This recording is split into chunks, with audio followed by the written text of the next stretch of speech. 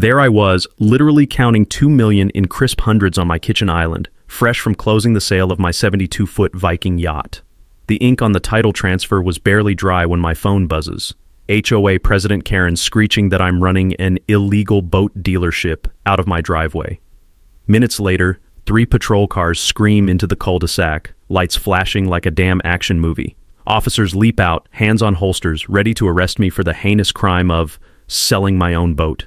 The diesel scent still clung to my clothes from the marina farewell, but here's the twist nobody saw coming. That 911 callback fired spectacularly. Turns out, Karen's crusade to destroy my payday was a desperate cover for embezzling $3.2 million from HOA funds. Fake invoices, shell companies, the works. By week's end, FBI agents and windbreakers were hauling banker boxes out of the HOA office while neighbors filmed on their phones. Karen, facing 20 years in federal prison. Your HOA ever try to torpedo your biggest win? Drop your wildest neighbor from hell story below. I read every single one. You want to know how a simple boat sale turned into a federal crime investigation? It all started when I made the classic mistake of thinking money could buy you peace. My name's Garrett Blackwood, and after 30 years designing offshore oil platforms, the kind that pump billions of barrels from the Gulf, I'd finally cashed out. Sold my marine engineering firm and bought my slice of paradise, a waterfront mansion in Pelican Shores, Florida, complete with deep water canal access and a private dock that could handle anything up to 80 feet. The house came with everything I dreamed of during those brutal offshore rotations. You know that moment when you step onto your own dock and breathe in that perfect mixture of salt air and fresh varnish? That's pure freedom, my friends. The sound of rigging cables singing in the afternoon breeze, the satisfying click of precision tools in my workshop, the texture of sun-warmed fiberglass under hands that had built platforms in 40-foot seas. For 8 years, I'd been restoring my baby, a 1987 Azimuth 65-footer that I'd rescued from repo hell. Every weekend, neighbors would stop by to watch the transformation. What started as a floating disaster became a $2.2 million masterpiece, all thanks to the same engineering skills that had made me rich in the first place. Pelican Shores marketed itself as an exclusive boating paradise, and honestly, most neighbors were great. Retired Coast Guard captains, successful business owners, folks who appreciated quality craftsmanship when they saw it. We'd gather every Friday for sunset cocktails at the marina, sharing war stories and comparing restoration projects.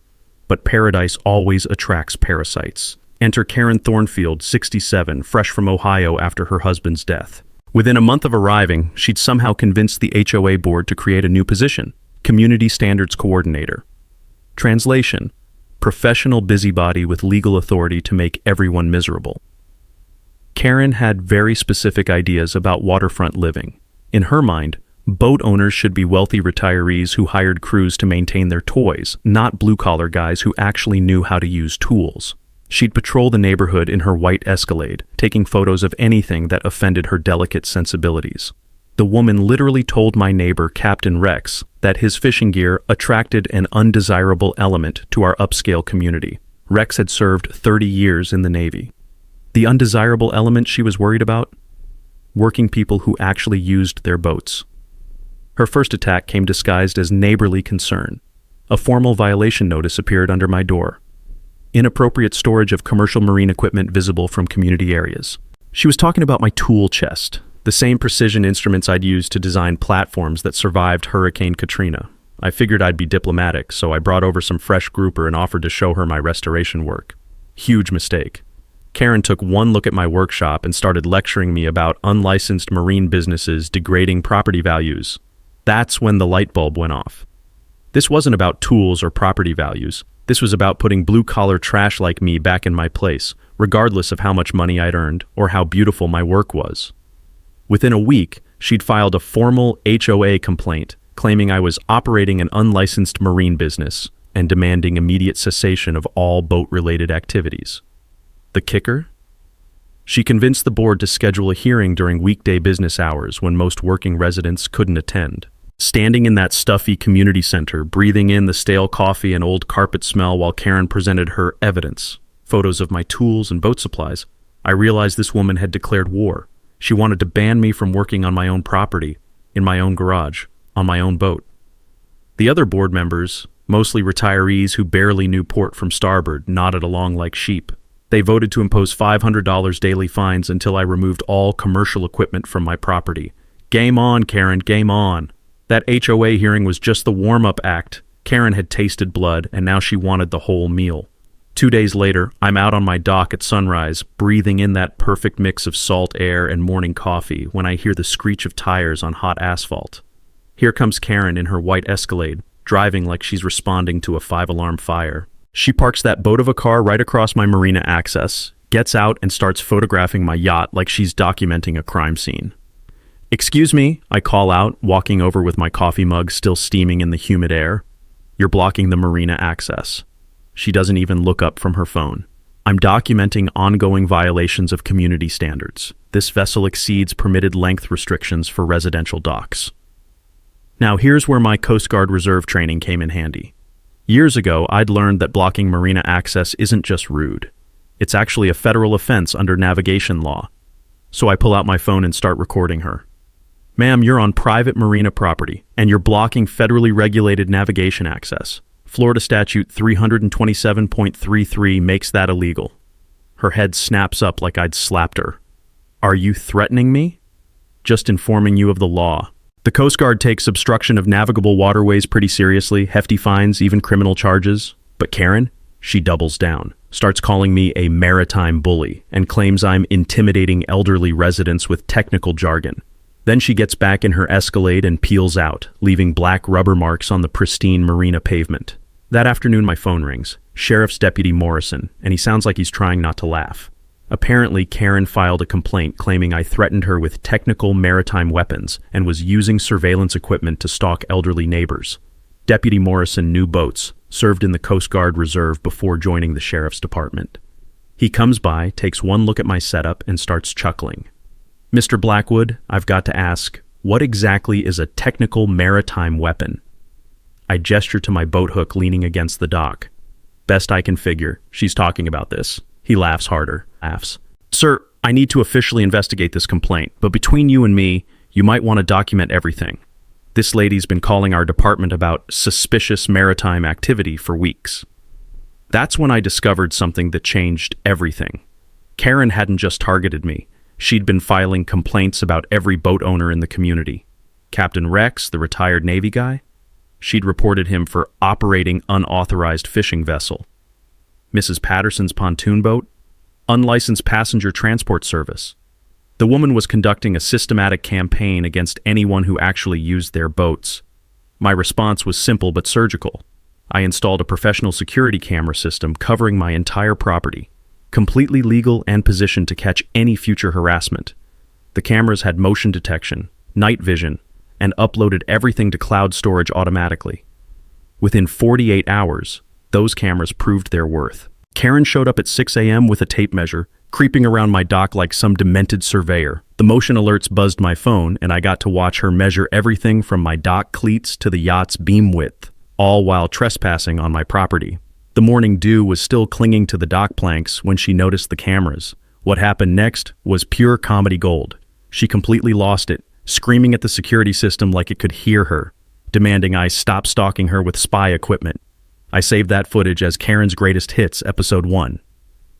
The next day, Karen convinced the HOA board to hold an emergency meeting. Their agenda? Passing a new rule prohibiting surveillance equipment that could intimidate community members.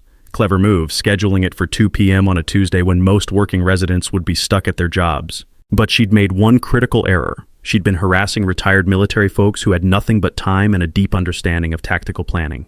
We showed up in force. Captain Rex rounded up every boat owner Karen had harassed, and let me tell you, there's nothing quite like a room full of salty old sailors unified against a common enemy.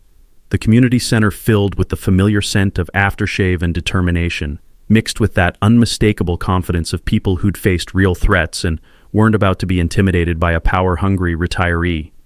Karen presented her case with the smugness of someone who'd never been challenged, claiming my cameras violated her privacy rights and created a hostile environment for elderly residents. That's when Captain Rex stood up, 30 years Navy, voice like a foghorn cutting through morning mist.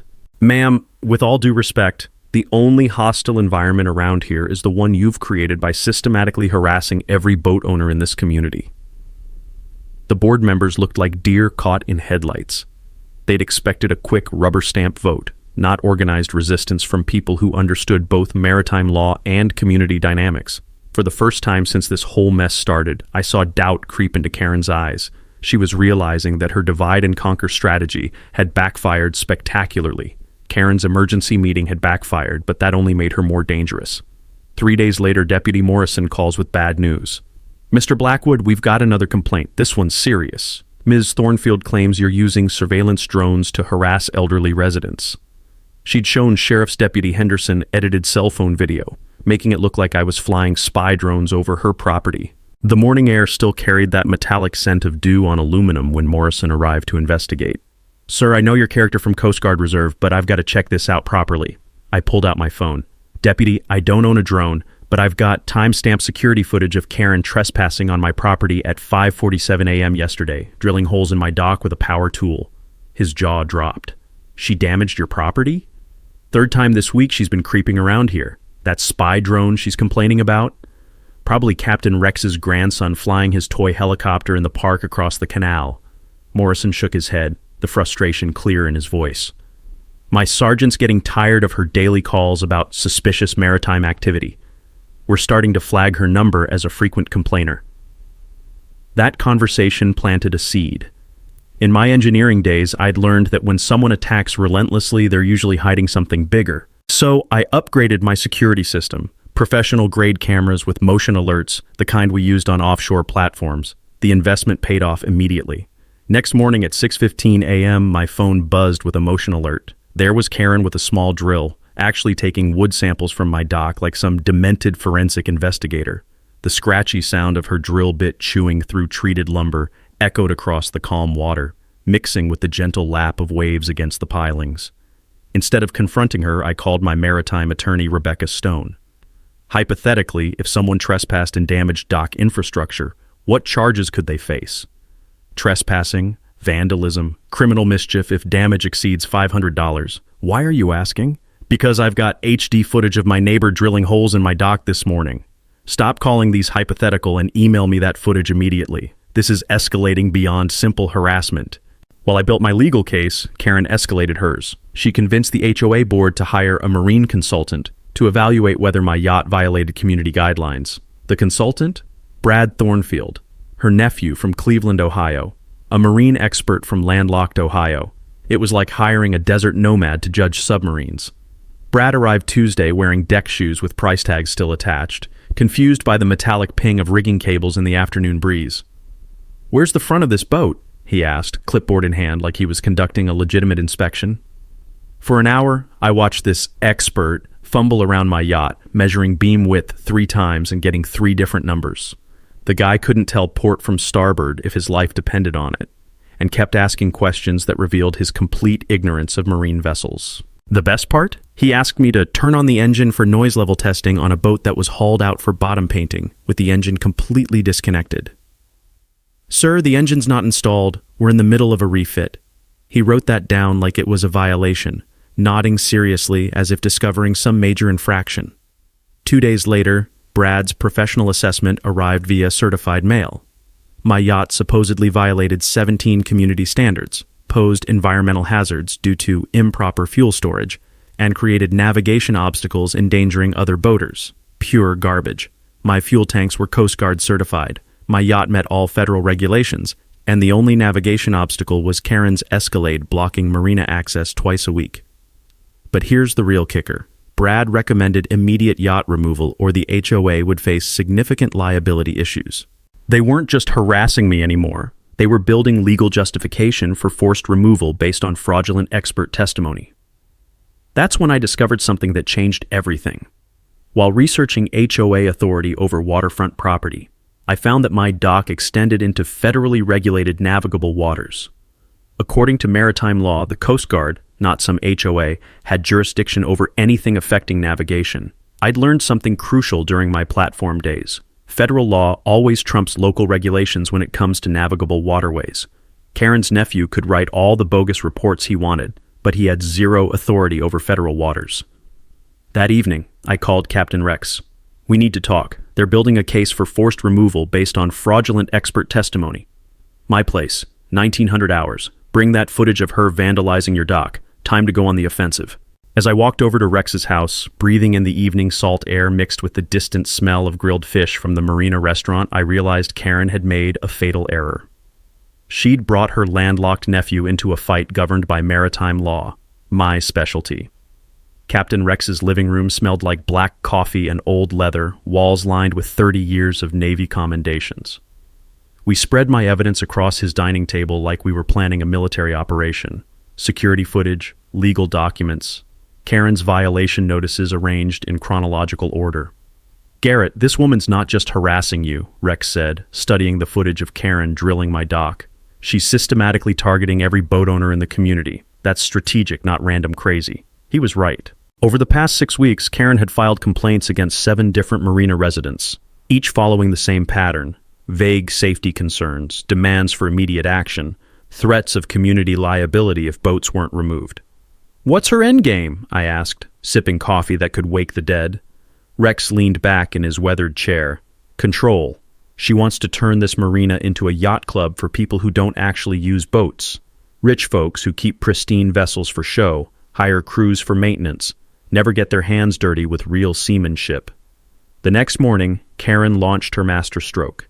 She organized a petition drive claiming boat owners like me threaten children's safety with our dangerous chemicals and fire hazards. Pure fear-mongering, targeting newer residents who didn't understand marine regulations. Here's the sneaky part. She scheduled her door-to-door campaign for weekday mornings when most working boat owners couldn't defend themselves. The sound of her heels clicking on sidewalk pavement became the neighborhood's new morning alarm clock, marking her rounds through each cul-de-sac. By the time I heard about it, she'd already collected 43 signatures from people who barely knew the difference between a yacht and a fishing boat. Each conversation was perfectly scripted to exploit specific fears and misconceptions about marine safety. But Karen made one fatal error. She knocked on Mrs. Eleanor Patterson's door. Eleanor, 78, had lived in Pelican Shores since before Karen was even born. Her late husband built half the docks in our marina, and she knew every federal regulation governing waterfront property like gospel scripture. "Young lady," Eleanor said in that sweet southern voice that could cut through steel, "I've been living next to boats for 50 years. The only dangerous chemical around here is whatever's rotting your brain." Eleanor called me immediately, her voice crackling with righteous indignation. "Garrett, honey, that woman's collecting signatures based on complete lies. She told the Hendersons your fuel tanks weren't properly certified, when anyone can see the Coast Guard inspection stickers from the street." That's when I realized Karen was using her nephew's bogus report as expert evidence to convince neighbors that legitimate boats posed safety risks. She was weaponizing Brad's fraudulent assessment to build community support for forcing out actual boat owners. My countermove was surgical and devastating. I hired Captain James Morrison, Deputy Morrison's father, retired Coast Guard chief, licensed marine surveyor with 20 years experience. Cost me $3,000, but worth every penny to destroy Karen's entire narrative. For 3 hours, Captain Morrison crawled through every inch of my yacht with the thoroughness of a man who'd spent decades ensuring maritime safety. The satisfying hum of professional testing equipment filled the marina air as he checked fuel systems, electrical, navigation gear, safety equipment, everything Brad had supposedly evaluated. His report was a masterpiece of technical precision and completely devastating to Karen's case. Not only did my yacht exceed all federal safety standards, but my restoration work had actually improved several systems beyond original manufacturer specifications. "Sir," Captain Morrison told me as he packed up his equipment, "whoever assessed this vessel as unsafe either has no idea what they're looking at, or they're deliberately falsifying information. This is one of the finest restorations I've seen in my career." Armed with professional vindication, I hand-delivered Morrison's report to every neighbor Karen had visited. The contrast was stunning. Her nephew's amateur scribbling versus certified marine expertise backed by decades of Coast Guard experience. But here's where I discovered something that changed everything.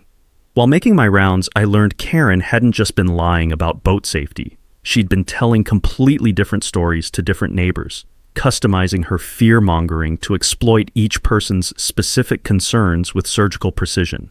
To families with kids, fire hazards and toxic fumes. To elderly residents, disruptive noise and dangerous activity. To environmentally conscious neighbors, fuel contamination and wildlife disruption. The woman was running psychological warfare, manipulating each audience with precisely targeted lies. One by one, neighbors started calling to apologize. Tom Henderson sounded genuinely embarrassed. Garrett, Karen showed me photos of what she called improperly stored marine chemicals. Turns out those were standard boat cleaning supplies any marina sells. Karen's petition drive collapsed as people realized they'd been manipulated with cherry-picked photos and outright fabrications designed to exploit their fears. But instead of retreating, Karen went nuclear.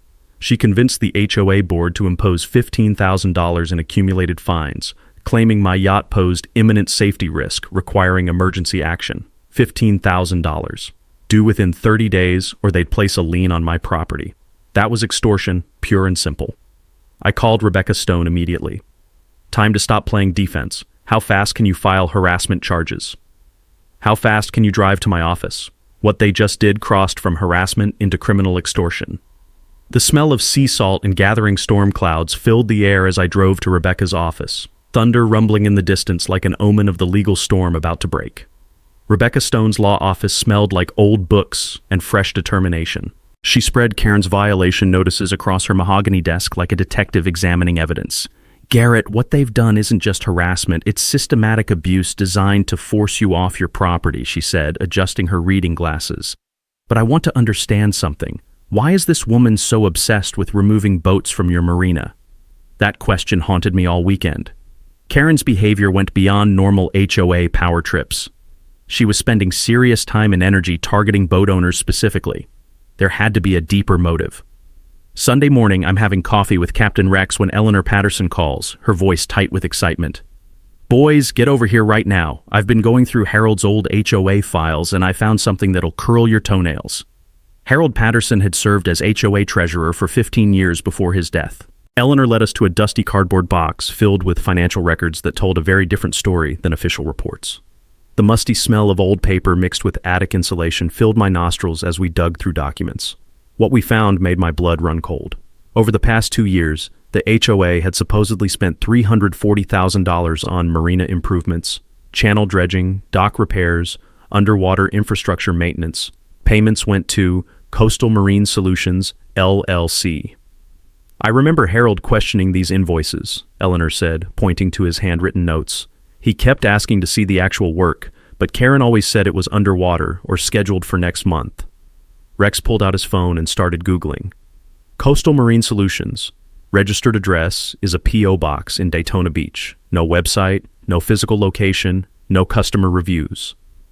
I felt that familiar engineering instinct kicking in, the same sense that had saved my offshore platforms from failures. Something was fundamentally wrong with these numbers. Eleanor, do you have photos of the marina from 2 years ago? She emerged with Harold's meticulously organized photo albums. We compared pictures from 2022 to current conditions. Nothing had changed. Not one dock, not one piling, not 1 inch of dredged channel. The marina looked identical to before Coastal Marine Solutions allegedly performed $340,000 worth of improvements. Holy shit, Rex whispered. She's been stealing HOA funds. The pieces clicked together like a precision engine. Karen's obsession with removing boat owners wasn't about aesthetics. It was about eliminating witnesses who might notice that no marine work was actually being performed. People like me, with 30 years of marine engineering experience, posed an existential threat to her embezzlement scheme. I could easily spot fake invoices for underwater work that never happened, so could Rex and most other boat owners in the community. But retirees from Ohio who thought port and starboard were types of wine, they'd never question invoices for mysterious underwater repairs they couldn't see or verify. Eleanor's hands shook as she read Harold's notes. Look, he wrote, asked to inspect dredging work. Karen said contractor uses special underwater equipment not visible from surface. Seems suspicious. That was Harold's last entry before his sudden heart attack 6 months ago. You think she killed him? Rex asked quietly. I think Harold was getting too close to the truth, I replied, studying the timeline. And Karen's been systematically targeting boat owners to eliminate anyone who might expose her fraud. The morning sun streaming through Eleanor's windows felt different now, sharper, more dangerous. We weren't dealing with HOA harassment anymore. We were looking at organized fraud, possibly connected to Harold's death, involving federal crimes. I called Rebecca immediately. We need to expand our lawsuit. And contact the FBI? What did you find? Evidence that Karen's been embezzling HOA funds through fake marine contractor invoices. $340,000 over 2 years, and none of the work was performed. Long pause. Garrett, that's federal mail and wire fraud. We're talking 20-year prison sentences. As I hung up, the sound of Karen's Escalade pulling into her driveway drifted through Eleanor's window. She had no idea her carefully constructed fraud was about to come crashing down. But first, I had a yacht to sell. And something told me Karen would try one last desperate move to stop that sale, giving us the perfect opportunity to catch her in the act. By Monday morning, Rebecca Stone's conference room had transformed into a war room. Maritime charts covered one wall, legal documents spread across the table, and the rich aroma of Cuban coffee filled the air as our unlikely alliance gathered for battle. Rebecca sat at the head of the table, her legal pads covered with strategic notes. Captain Rex brought his Navy tactical planning experience. Eleanor Patterson provided intimate knowledge of HOA operations and Harold's financial discoveries. And Agent Martinez from the FBI's White-Collar Crime Division had driven down from Jacksonville after Rebecca's emergency call. "Ladies and gentlemen," Agent Martinez began, his voice carrying the authority of 20 years investigating financial crimes. "What you've uncovered appears to be part of a much larger criminal operation. Coastal Marine Solutions has been used in similar schemes across 3 counties, bilking HOA communities out of millions in fake infrastructure projects." He spread out photographs of invoices from other communities, identical formatting, similar dollar amounts, all for mysterious underwater work that couldn't be verified by residents.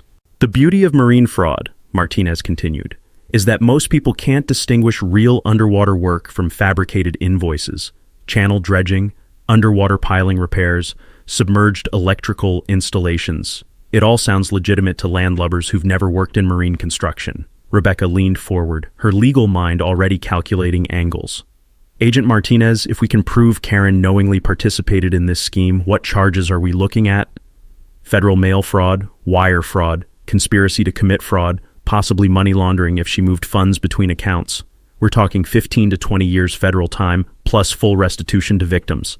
The satisfying click of Rebecca's pen against her legal pad punctuated each point as she outlined our multi-pronged strategy. "Here's how we coordinate this. Garrett, you're going to proceed with your yacht sale as planned. We want Karen to attempt interference. It'll give us additional harassment charges and demonstrate her desperate state of mind." Agent Martinez nodded approvingly.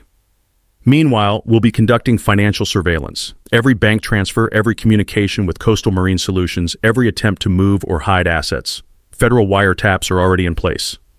Captain Rex, ever the tactician, spread out a marina diagram. "Security placement is crucial. Garrett's existing cameras cover his property, but we need coverage of common areas where Karen might attempt sabotage or confrontation." "I've got that handled," Eleanor interjected, producing a key from her purse. "Harold always kept spare keys to the community center. We can install temporary cameras in the main meeting room and parking area." The technical preparation was intricate but necessary. I explained the yacht sale timeline to our team. Buyer inspection is scheduled for this Saturday at 10 a.m. Final walkthrough and money transfer at 2 p.m. If Karen's going to make a move, it'll be during one of those windows. Rebecca pulled out a thick folder of legal documents. "I'm filing a federal civil rights complaint tomorrow, alleging economic discrimination and conspiracy to deprive you of property rights. That'll put additional pressure on the HOA board and force them to distance themselves from Karen's actions. Here's something I'd learned during my offshore platform days. When you're dealing with federal regulations and navigable waterways, documentation is everything. One small procedural error could void years of work and millions in investment." "Agent Martinez, what's the technical definition of wire fraud in HOA cases?" I asked. "Any scheme to defraud using electronic communications, emails approving fake invoices, electronic fund transfers to shell companies, even text messages coordinating the fraud.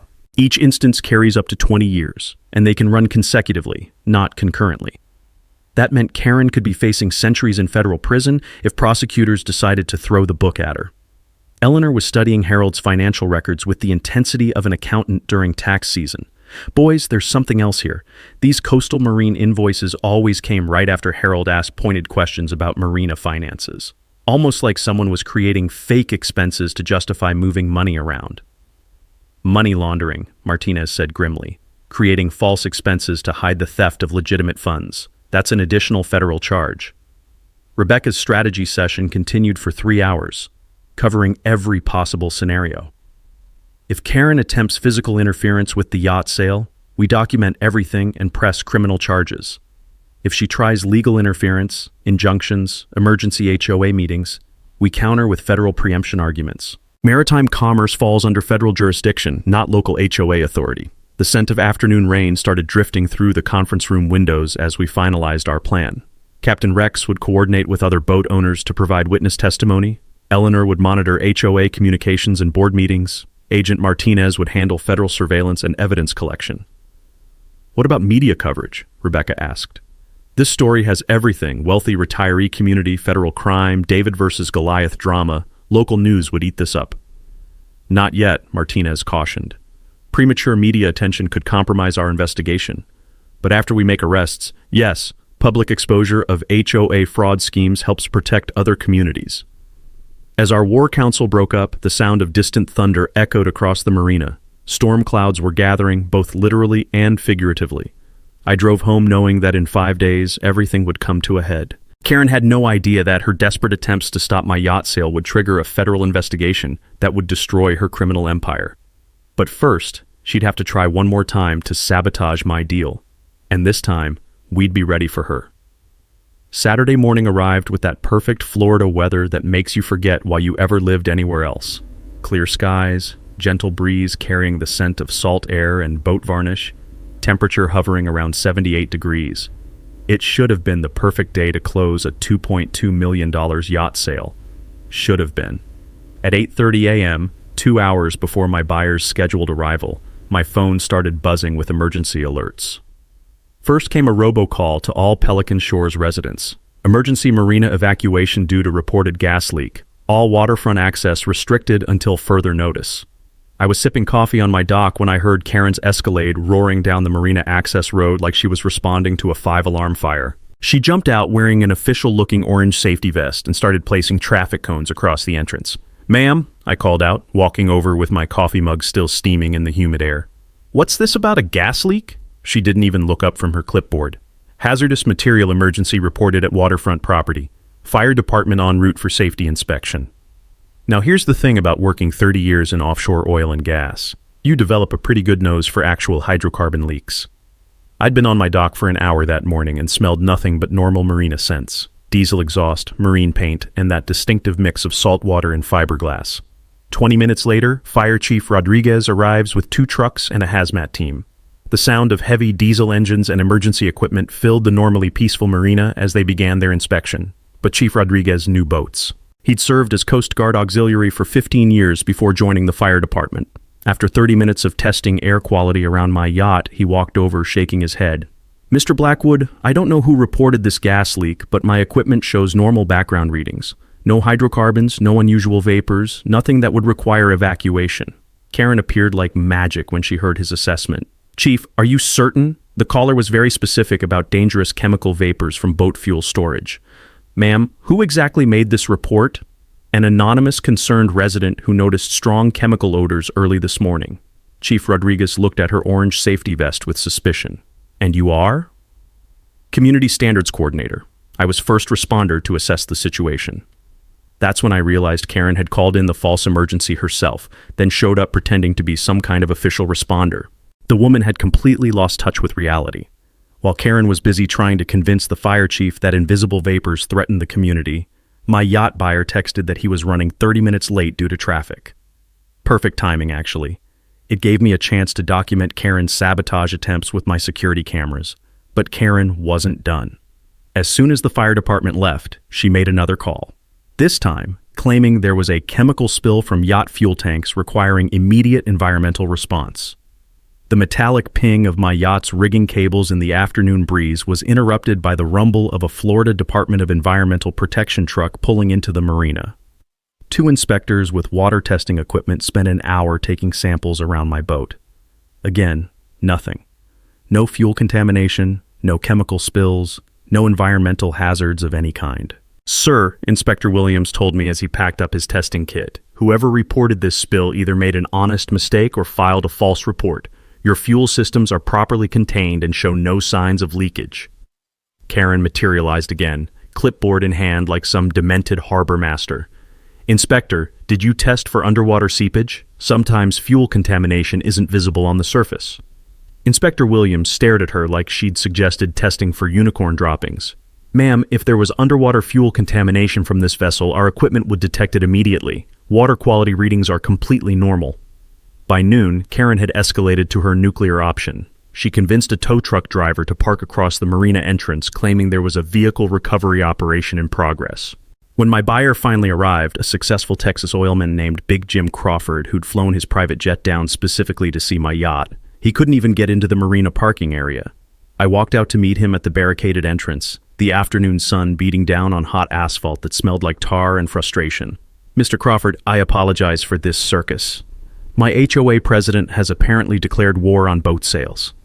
Big Jim, wearing a weathered Stetson and cowboy boots that had seen real work, looked around at the tow truck, traffic cones, and Karen's orange safety vest with the amusement of a man who dealt with much bigger problems in the Texas oil fields.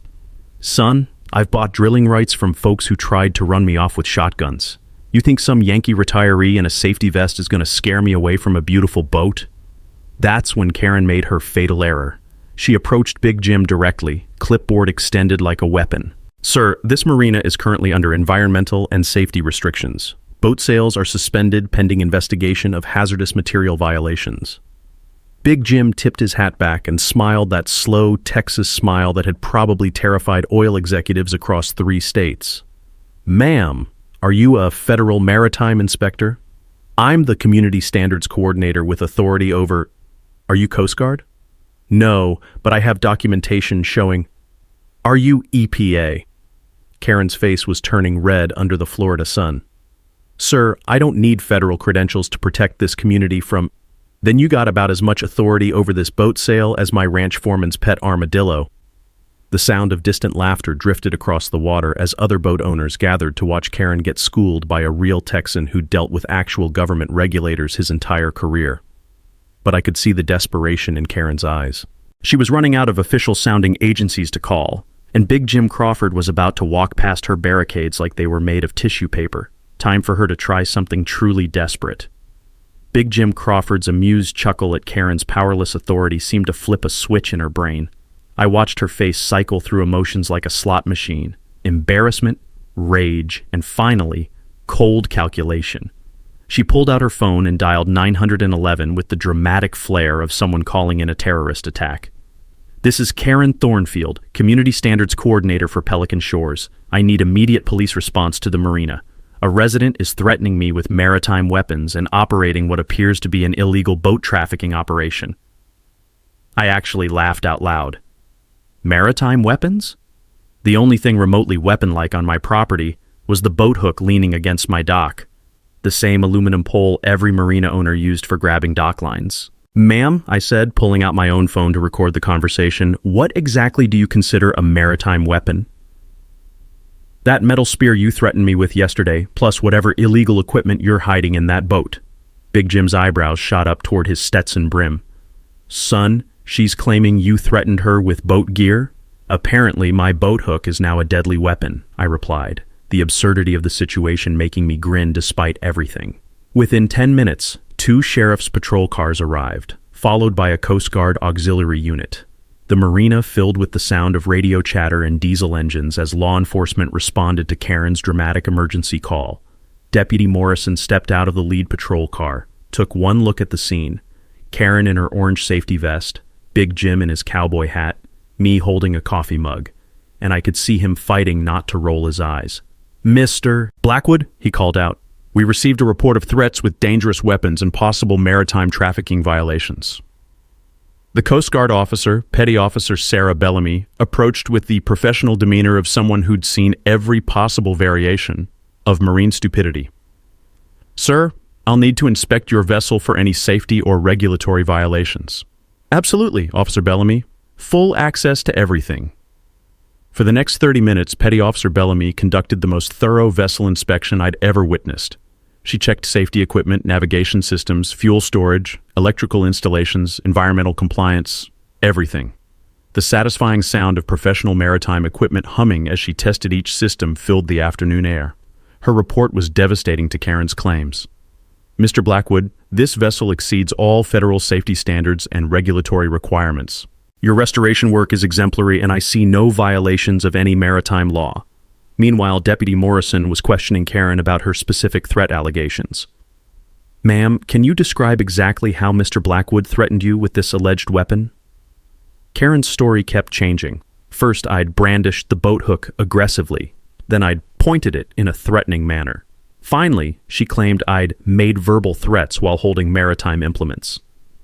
"Deputy," Big Jim interjected with that slow Texas drawl, "I've been watching this whole situation for 2 hours. The only threatening behavior I've seen came from this lady trying to block legal maritime commerce with fake emergencies." That's when Deputy Morrison's radio crackled with an important message. "Unit 47, be advised. Reporting party Karen Thornfield has made 17 separate emergency calls to our department in the past 6 weeks. Pattern indicates possible false reporting." You could actually see Karen's face pale as the deputy received that information. Her carefully constructed narrative was crumbling faster than a sandcastle at high tide. But instead of backing down, Karen decided to go completely nuclear. She started screaming about a maritime conspiracy involving corrupt law enforcement and illegal boat trafficking operations. "This is all connected!" she shrieked, her voice carrying across the water like an air horn. "He's running drugs through that yacht, and you're all being paid to cover it up." The small crowd of neighbors who'd gathered to watch the drama started murmuring uncomfortably. Even Karen's few remaining supporters looked embarrassed by her unhinged accusations against law enforcement officers. That's when Agent Martinez chose to make his entrance. I spotted his black sedan pulling into the marina parking area just as Karen was accusing Deputy Morrison of being part of an international maritime smuggling ring. The timing was absolutely perfect. Agent Martinez stepped out wearing the kind of cheap suit and serious expression that immediately identified him as federal law enforcement. He walked over to our group with the measured pace of someone who was about to ruin somebody's entire day. "Miss Karen Thornfield?" he asked, flashing his FBI credentials. Karen's mouth snapped shut like a bear trap. All her screaming about conspiracies and corruption suddenly seemed a lot less confident when faced with an actual federal agent. "I'm Agent Martinez, FBI Financial Crimes Division. I need to speak with you about your involvement with Coastal Marine Solutions, LLC, and approximately $340,000 in fraudulent HOA transactions." The sound of Karen's world collapsing was audible, a sharp intake of breath, followed by absolute silence. Even the normal marina sounds seemed muted as everyone processed what they'd just heard. Big Jim leaned over and whispered, "Son, I came down here to buy a boat, but this is better than anything on Netflix." Karen tried one last desperate play. "Agent Martinez, I'm the victim here. This man has been harassing me for months, threatening me with weapons, operating illegal maritime businesses." Agent Martinez looked at Deputy Morrison. "Has Mr. Blackwood been charged with any crimes?" "No, sir. Multiple investigations have found no violations. The reporting party has made numerous false emergency calls." "And the Coast Guard inspection?" Petty Officer Bellamy stepped forward. "Agent Martinez, Mr. Blackwood's vessel is in full compliance with all federal regulations. No safety violations, no environmental issues, no evidence of illegal activity." Agent Martinez turned back to Karen with the expression of a man who'd heard every possible lie in 20 years of federal investigations. "Miss Thornfield, you're under arrest for conspiracy to commit mail fraud, wire fraud, and embezzlement of community association funds." The metallic click of handcuffs echoed across the marina as Karen finally faced the consequences of her crimes. Big Jim started a slow clap that was picked up by the growing crowd of neighbors who'd watched this drama unfold. "Now then," Big Jim said, adjusting his hat, "about that yacht sale." The Pelican Shores Community Center had never seen anything like it. What started as Karen's emergency HOA meeting to address maritime security threats had turned into the trial of the century, complete with federal agents, local media, and enough drama to fuel neighborhood gossip for decades. The room was packed beyond capacity. Folding chairs filled every available space, with residents standing along the walls and spilling into the hallway. The air conditioning struggled against body heat and nervous energy, carrying the mixed sense of aftershave, perfume, and that distinctive smell of a crowd watching a train wreck in real time. Channel 7 News had set up cameras in the back corner after Agent Martinez leaked news of the federal investigation. Reporter Jessica Kim looked like she'd won the journalism lottery. A story involving yacht sales, HOA corruption, and federal crime rings was exactly the kind of content that went viral on social media. Karen sat at the front table, flanked by 2 court-appointed lawyers who looked like they'd rather be anywhere else. Her orange safety vest had been replaced by an ill-fitting gray pantsuit that made her look smaller and more desperate than the woman who'd terrorized boat owners for months. HOA President William Chase called the meeting to order with shaking hands. Ladies and gentlemen, we're here tonight to address recent allegations regarding community finances and other matters. Before Chase could finish his prepared statement, Agent Martinez stood up from the audience. The room fell silent, except for the hum of news cameras and the nervous shuffling of feet on worn carpet. Mr. Chase, with respect, this isn't just about allegations anymore. We're here to inform the community about federal criminal charges and the recovery of stolen funds. He walked to the front of the room with the confidence of someone who held all the cards. Ladies and gentlemen, over the past 2 years, your HOA has been the victim of a sophisticated fraud scheme involving fake marine construction contracts and embezzled community funds. The crowd erupted in angry murmurs. Residents who'd been paying increased HOA fees to fund supposed marina improvements were learning that their money had disappeared into criminal pockets. The defendant, Karen Thornfield, working with an organized fraud ring operating as Coastal Marine Solutions, LLC, bilked your community out of $340,000 through fraudulent invoices for underwater work that was never performed. Chase looked like he was going to be sick. Agent Martinez, are you saying the marina improvements we've been paying for don't exist?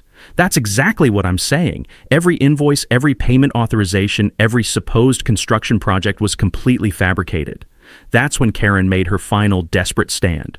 She shot up from her chair, ignoring her lawyer's attempts to pull her back down. "This is all lies," she screamed, her voice cracking with desperation. "This is a conspiracy between corrupt boat owners and federal agents to cover up illegal maritime trafficking operations." The room went dead silent. Even her remaining supporters looked embarrassed by the wild accusations.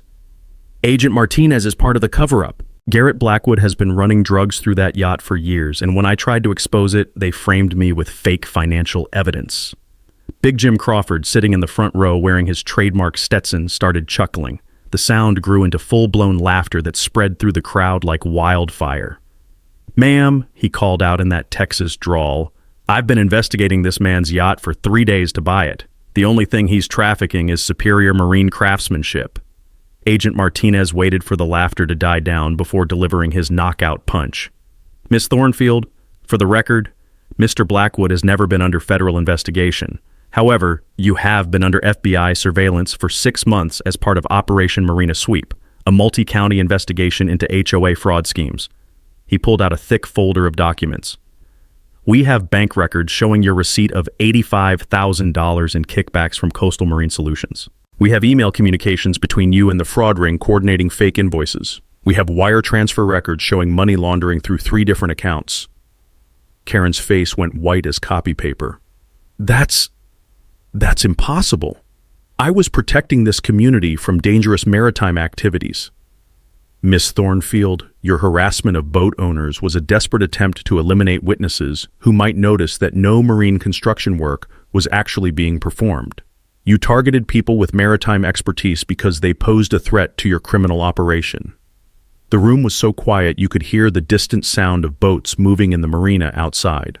Residents were processing the magnitude of what they'd just learned. Their community had been systematically robbed by the woman they'd trusted to protect their standards. Eleanor Patterson stood up, her voice clear and strong despite her 78 years. "Karen Thornfield, my Harold suspected you were stealing from this community. He died asking questions about those fake invoices." Karen tried one last time. "Harold had a heart attack. I didn't. Harold died 3 days after demanding to inspect the underwater work you claimed was being performed," Eleanor continued. "Mighty convenient timing for someone who was stealing $15,000 a month from our community funds." Agent Martinez stepped forward with the finality of a judge delivering a sentence. "Karen Thornfield, you're under arrest for conspiracy to commit mail fraud, wire fraud, embezzlement, and money laundering. You have the right to remain attorney." The metallic click of handcuffs echoed through the packed community center as federal agents led Karen toward the exit. Camera flashes exploded like strobes as Channel 7 News captured every moment of her perp walk. As the door closed behind the federal agents and their prisoner, the room erupted in conversation. Residents were angry, shocked, and relieved that the nightmare was finally over. Big Jim Crawford stood up and tipped his hat to the crowd. "Ladies and gentlemen, I came to Florida to buy a boat. Instead, I got to witness justice being served with a side of spectacular maritime drama. This has been the most entertaining yacht purchase of my career." Chase banged his gavel weakly. "Ladies and gentlemen, The board will be discussing immediate financial audits and... But nobody was listening to Chase anymore. They were all talking about Karen's spectacular downfall and planning new leadership for their community. I stood up to address my neighbors for the first time since this whole mess started. Folks, I just wanted to restore a beautiful yacht in peace. Turns out I accidentally helped expose a federal crime ring. Sometimes the best revenge really is living well and having great security cameras. 6 months later, Pelican Shores had transformed from a community torn apart by corruption into something that actually lived up to its marketing brochures. The morning sun reflected off calm canal waters as I walked to the marina, breathing in that perfect mixture of salt air and fresh coffee from the new waterfront cafe. Captain Rex had been elected HOA president by a landslide, running on a platform of transparency and supporting people who actually used their boats. His first act was implementing monthly financial audits and posting all HOA expenses on a public website where residents could track every penny. The recovered funds from Karen's fraud scheme, $340,000 plus interest, became the foundation for real community improvements. We installed new dock lighting, upgraded the marina's electrical systems, and built a proper boat launch ramp that served the entire neighborhood. But the best part was what we did with the leftover money. "Garrett, you've got to see this," Eleanor Patterson called out, pointing to our new community bulletin board. Posted in the center was a certificate from the Coast Guard Auxiliary recognizing the Pelican Shores Marine Scholarship Fund for supporting local students pursuing maritime careers. The scholarship program had been my idea, but the community embraced it enthusiastically. We'd already awarded 3 $5,000 scholarships to local kids studying marine engineering, Coast Guard careers, and commercial fishing operations. The rich smell of marine varnish from our boat restoration workshop mixed with the sound of young voices learning proper knot tying techniques. Big Jim Crawford had bought my yacht for full asking price and hired me as a consultant for his Texas marina development projects. Turns out, 30 years of offshore platform experience translated perfectly to designing luxury waterfront communities. My new business, Blackwood Marine Consulting, had grown organically from the Karen experience. 3 other Florida communities hired me to audit their marine improvement contracts after reading about our case. Coastal Marine Solutions had been operating in 7 counties, stealing millions from unsuspecting HOAs. Agent Martinez texted me that morning. "Great news. Karen got 18 years federal, no parole. Coastal Marine Ring completely dismantled. 23 arrests across 4 states. Your case broke the whole operation wide open." Justice served with poetic satisfaction. The afternoon breeze carried the scent of grilled fish from our marina restaurant as residents gathered for our monthly Sunset on the Water celebration. What started as community healing had become a beloved tradition, bringing together boat owners and landlubbers in genuine fellowship. "Hey, Garrett," called out Tom Henderson, who'd initially supported Karen's petition drive. "When are you getting another yacht to restore? The kids love watching you work." I pointed toward the far end of the marina, where a tired-looking 1985 Hatteras sport fisher sat on blocks. "Already started. Should be ready for water by Christmas." The therapeutic sound of sandpaper on fiberglass had become our evening soundtrack as I worked on my new project. But this time, instead of working alone, I had an audience of neighborhood kids learning marine restoration and proper seamanship. Eleanor walked over carrying legal documents from Rebecca Stone's office. The final settlement papers just arrived. Karen had been ordered to pay $2.3 million in damages, covering stolen funds, legal fees, and punitive damages. Most would fund community improvements, but my portion would support marine scholarships for 20 years. Channel 7 News wanted to do a follow-up story about our community transformation. From HOA hell to waterfront heaven. Karen's attempt to destroy my peaceful retirement had turned me into a minor celebrity in the fight against HOA corruption. As the sun set over the canal, painting the water gold and orange, I reflected on lessons learned. Sometimes the worst attacks reveal the deepest truths. Karen's fraud had exposed a nationwide problem, and our response became a model for HOA reform across Florida. "You know the best part?" Rex said, joining me at the dock railing. "Karen thought she could scare away boat people and create some sterile yacht club for rich folks who don't use their boats. Instead, she created the most boat-friendly community in Florida," I replied, watching kids practice sailing while parents shared stories and cold beer. My phone buzzed with another consulting request from California, similar HOA fraud in San Diego marina communities. The work was spreading, community by community, marina by marina. As dock lights twinkled across the water and laughter filled the evening air, Pelican Shores had become everything promised. A genuine boating paradise where people used their boats, supported neighbors, and understood that the best communities are built on trust and transparency. If you've survived your own HOA nightmare, drop your story in the comments. I read every one, and sometimes they become new consulting cases. Hit that subscribe button for more stories about regular people beating corrupt systems and building something better. As Karen learned, never underestimate an engineer who knows federal law and has really good security cameras.